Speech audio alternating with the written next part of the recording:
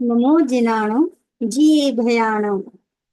तीर्थ गंगा के तीर से ये कविता, ये पुस्तक उपाध्याय रविंद्र मुनि जी महाराज के द्वारा रचित हैं और उनके जो विचार हैं उनको मैं व्यक्त कर रही हूँ।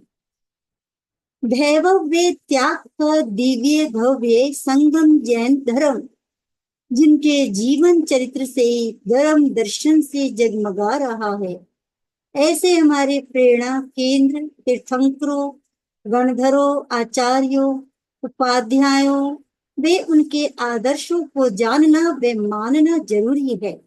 ये जानना इसलिए आवश्यक है क्योंकि ये वे महापुरुष है जिन्होंने श्रमणाचार श्रावकाचार रूपी श्रमण संस्कृति की आधारशिला रखी है। ये आधारशिला हमारे जीवन का वो तारण तरण घाट है जिसे संस्कृत साहित्य में तीर्थ कहा गया है। वस्तुतः ये हमारे सांस्कृतिक प्रवाह की वो पवित्र गंगा है जिसे विषय वस्तु बनाकर हम अपनी भावी पीढ़ी को अपने आदर्शों को मूल्यों से परिचित कराना चाहते हैं। इस छोटी सी पुस्तक में वर्तमान 24 के 24 शिखर पुरुषों का संक्षिप्त जीवन परिचय है। उनका मानवता को दिशा देने वाला धर्म दर्शन है।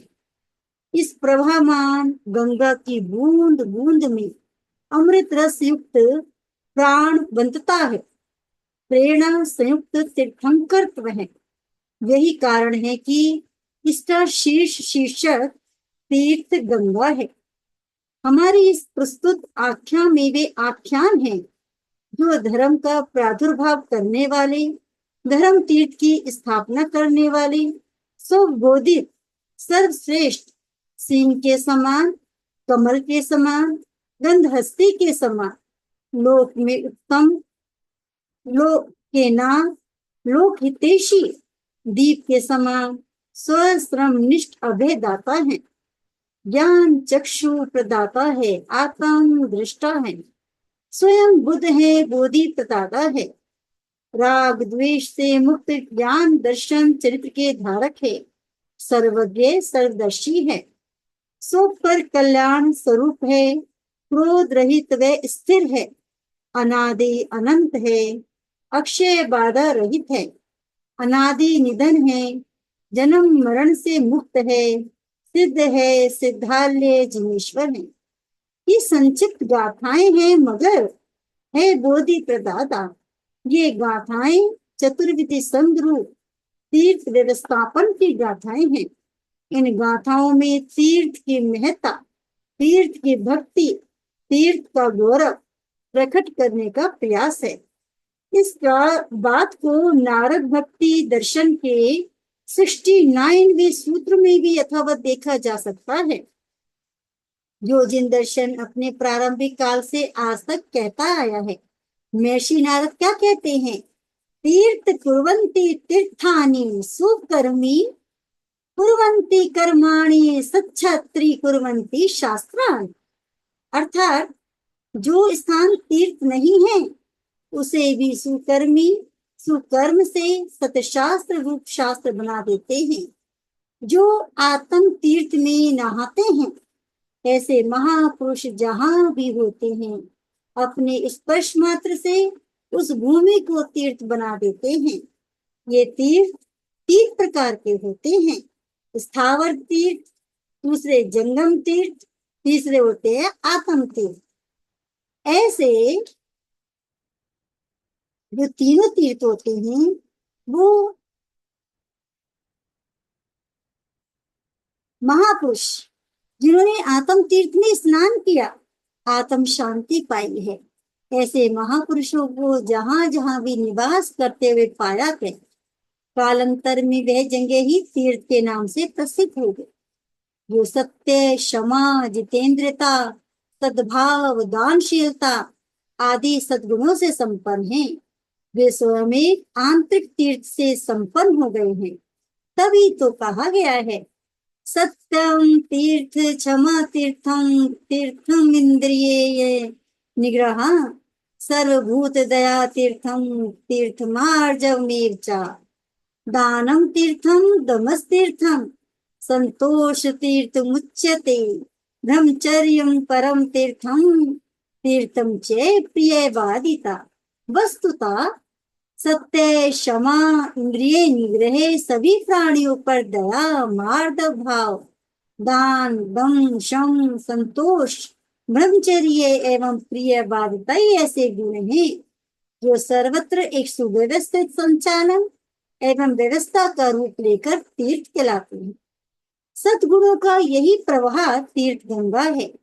जहां जहां भी ये सद्गुण प्रवाहमान है, वहां वहां तारने और तिराने वाले तीर्थ विद्यमान है।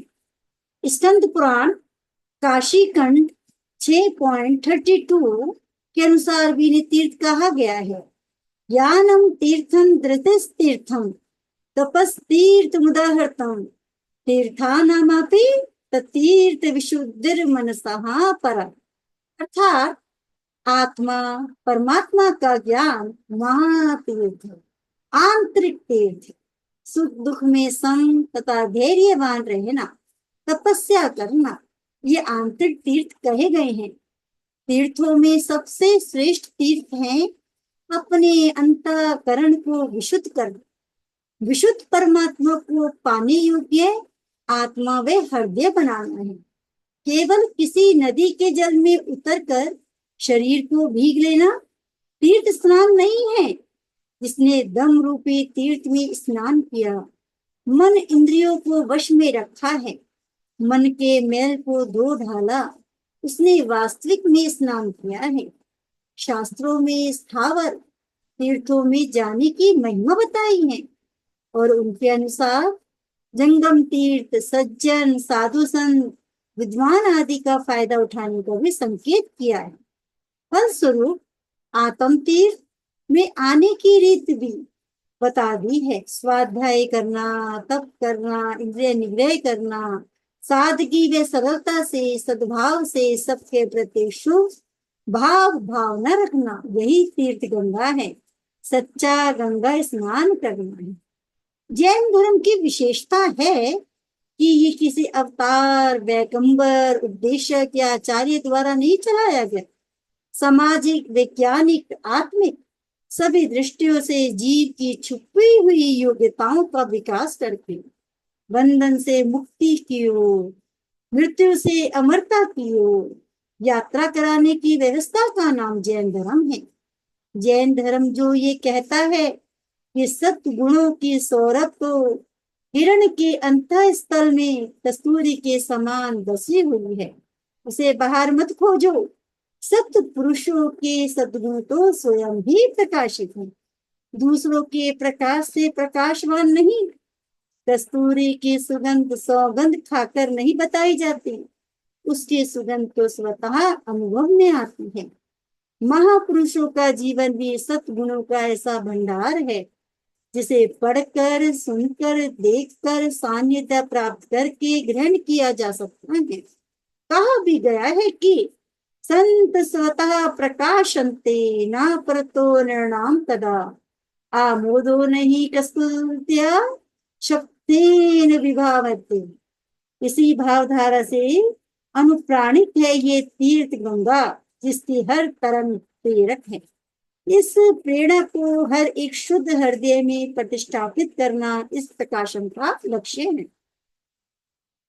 गुरुवर कहना चाहते हैं, जिन शासन के प्रकटन करता एवं उद्धारक करता तीर्थंकर पर अपनी मान्यताएं निर्मलता पूर्वक रखने का प्रयास कर रहा हूं। तीर्थ गंगा का प्राण तत्व तीर्थंकर एक विवेचक। तीर्थंकर शब्द संस्कृत शब्दकोश में प्राकृत के शब्द तृतीय से प्रचलन में आया है, जिसका अर्थ है संस्थापक, कर्ता या व्यवस्थापक। इसी अर्थ में तीर्थंकर जैन दर्शन का बड़ा व्यापक एवं गुरु गंभीर शब्द है। जहां ये व्याख्या मान्य है कि संसार समुद्र से तारने या पार कराने वाले ऐसे महान व्यवस्थापक जिन्होंने चतुर्विधि संघ को संस्थापित करके उन दायित्व का निर्धारण किया जिससे जीवात्मा अपने सम्यक कर्तव्यों का पालन करते हुए मुक्ति की मंजिल पा सकता है। यही प्रमुख कारण है कि आगम साहित्य में भी तीर्थंकर को तीर्थपति नाम दिया गया है। आज हम जिसे सगर जिन शासन कहते हैं, चतुर्विद संघ कहकर सर्वप्रथम संघ को नमस्कार करते हैं, नमो संघस कहकर आदर देते हैं। उसके कर्ता कौन है? ये संघ निर्माता कोई और नहीं, हमारे परम पूज्य तीर्थंकर ही हैं, जिन्होंने कालांतर में चतुर्विद संघ व्यवस्था का निर्माण किया। जब जब एक तीर्थपति अपना सम्यक दायित्व पालन करके देह मुक्त हो जाते हैं, तो उनके द्वारा संस्थापित शासन व्यवस्था भी धीरे धीरे धरकने लगती है।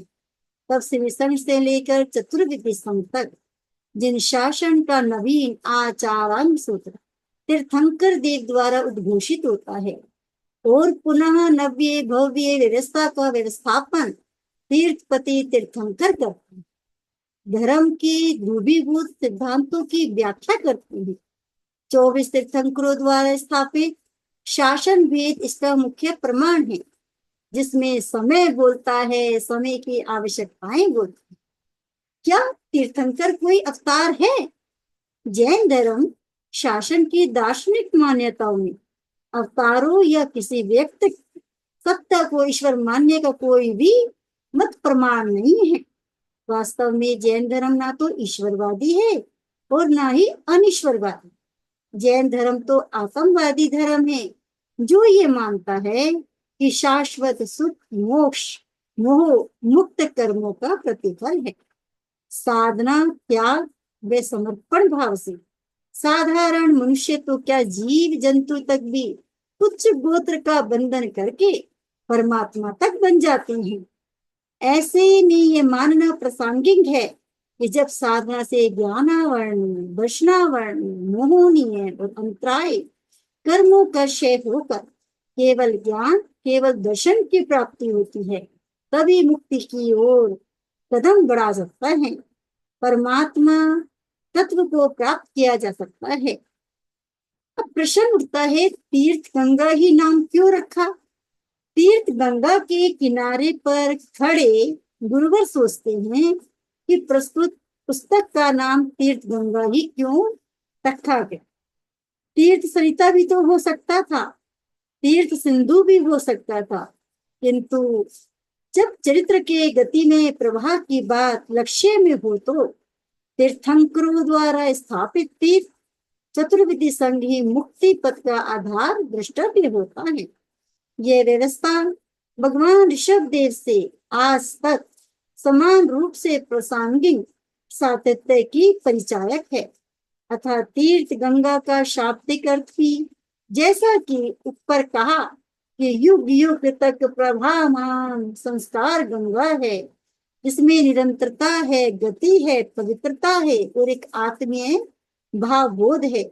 ये तीर्थ जिन शाश्वत आध्यात्मिक मूल्यों की स्थापना की है, वे उसी रूप में या क्षेत्र काल में युग के प्रभाव से बदलकर भी नए रूप में यथावत है। अंत में यही कहते हुए अपनी बात को गुरुवर समाप्त कर रहे हैं कि हम सब भी शाश्वत प्रवहमान सांस्कृतिक गंगा के एक अंग हैं। स्वयं एक साधु साध्वी श्रावक श्राविका के रूप में तीर्थ का अंग है। अतः तीर्थ गंगा नाम ही हमारे लिए सार्थक है। अब समझते हैं कि रचना जिज्ञासु के प्यास को पर्याप्त रूप से बुझाने और जैनत्व से अपरिचित लोगों को भी जैनत्व के सांस्कृतिक वैभव का परिचय कराने में समर्थ होती। इन्हीं भावनाओं के साथ अनंत अनंत अक्षय शुभकामनाएं सद्भावनाएं। जय गुरुदेव, जय महावीर, जय प्रेम से, जय गुरुनानिया। आज उन्हीं के भावों की जो प्रवाहमान गति है, वो तीर्थ क्या है और तीर्थ गंगा ही नाम क्यों रखा गया, ये और उनके जो सिद्धांत हैं, जो कितने ही काल व्यतीत होते जाए, उनके हमेशा शाश्वत ही रहेंगे, हर मनुष्य के लिए लाभकारी हितकारी होंगे। ये प्रवाह, ये तीर्थ गंगा की वाणी ये लगातार चलती रहे और पुण्य अर्जन हम करते रहे। जय गुरुदेव, जय महादेव, जय पूज्य से। नमो जी नमो।